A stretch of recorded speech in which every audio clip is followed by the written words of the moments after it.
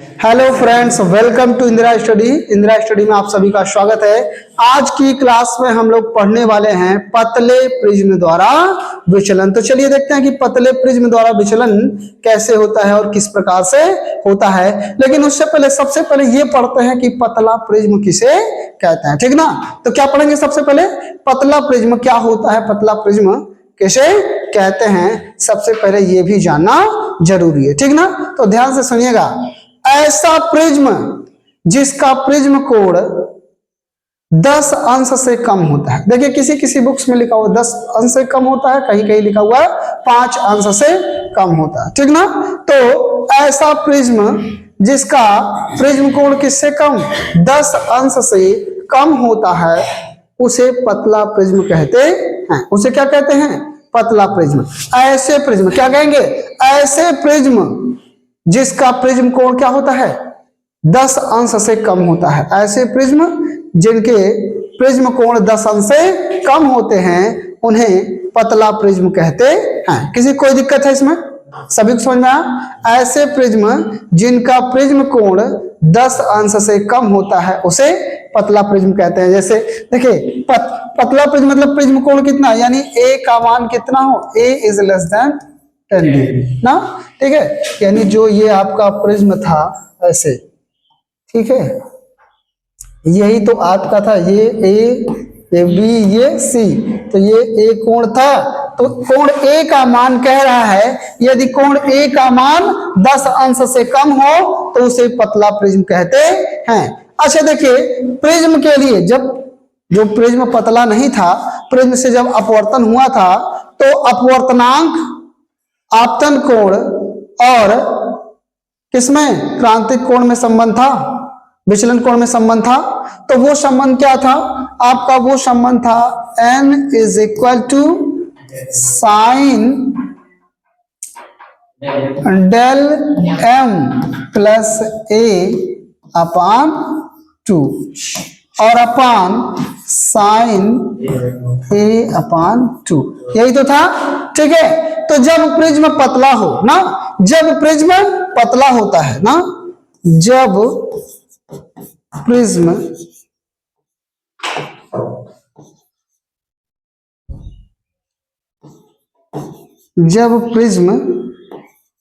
पतला हो, जब प्रिज्म क्या होता है, पतला होता है, तो आपको क्या मिल जाता है, जो साइन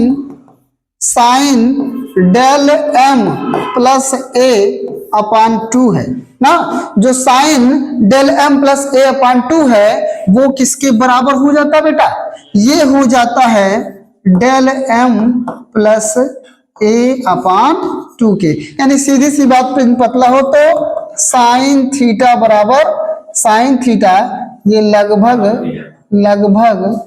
बराबर क्या हो जाता है, थीटा हो जाता है ना। जब प्रिज्म क्या होता है, पतला होता है, तो साइन थीटा लगभग किसके बराबर हो जाता है, थीटा के बराबर हो जाता है। किसके बराबर हो जाता है भाई, थीटा के बराबर हो जाता है। तो ठीक उसी प्रकार से sine del M plus M upon 2 equal to del M plus A upon 2 हो जाएगा, क्लियर है। और उसी तरह से sine A by 2 is equal to कितना हो जाएगा, ए बाई 2। सही है, कोई दिक्कत है इसमें।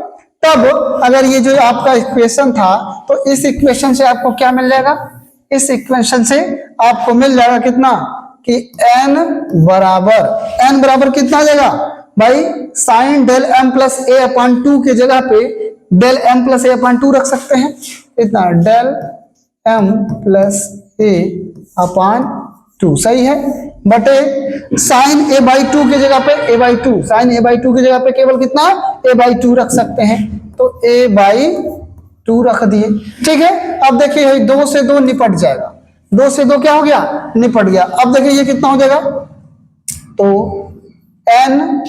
n बराबर डेल एम प्लस ए और अपान ए, यही तो बचेगा। तो इधर भाग है, इस तरफ ले जाएंगे, क्या कर जाएगा, गुणा कर जाएगा। तो ये हो जाएगा N A is equal to del M और प्लस ए।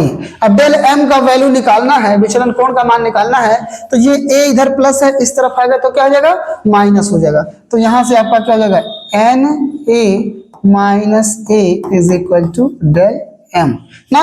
तो डेल एम बराबर, दोनों में से ए कॉमन है, इन दोनों में से देखिए ए कॉमन है ना, ठीक है। तो ये देखिए ए कॉमन करेंगे ना, कितना कॉमन करेंगे, ए अगर कॉमन करेंगे तो यहां बचेगा एन और यहां -1 बचेगा, ठीक है। तो डेल एम बराबर n-1 इंटू ए, डेल एम बराबर कितना होता है, n-1 इंटू ए। तो ये है पतले प्रिज्म द्वारा विचलन, ठीक ना। तो उम्मीद है वीडियो पसंद आया होगा, मजा आया, समझ में आया तो लाइक और शेयर ठोक के करिएगा। साथ ही साथ जो बच्चे चैनल पे नए हैं तो चैनल को सब्सक्राइब करिएगा। धन्यवाद।